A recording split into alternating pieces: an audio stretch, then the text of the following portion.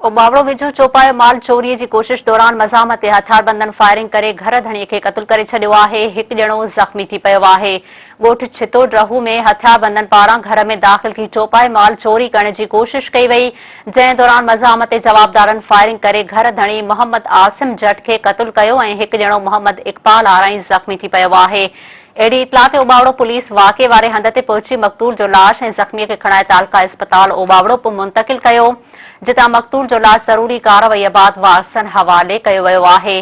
Firing में ज़ख़्मी थियल खे गणती जोगी हालत में रहीमया ख़ान इस्पताल मुंतक़िल कयो वियो, जॾहिं त मक़तूल जो मड़ घर पहुचण ते घर में कोहराम मची वियो। मक़तूल जे भाउ मोहम्मद आतिफ इल्ज़ाम हयो आहे त ज़मीन जे मामले तां असांजे मुख़ालिफ़नि घर अंदर दाख़िल थी मुंहिंजे भाउ खे क़त्ल कयो आहे, जॾहिं त पुलिस जो चवणु आहे त मक़तूल जे भाउ जी फ़रियाद ते शुरूआती रिपोर्ट दाख़िल कई वई आहे। वधीक जांच कई पई वञे त ही वाक़ियो दुश्मनीअ जो आहे या चोरी मामले तां पेश आयो आहे।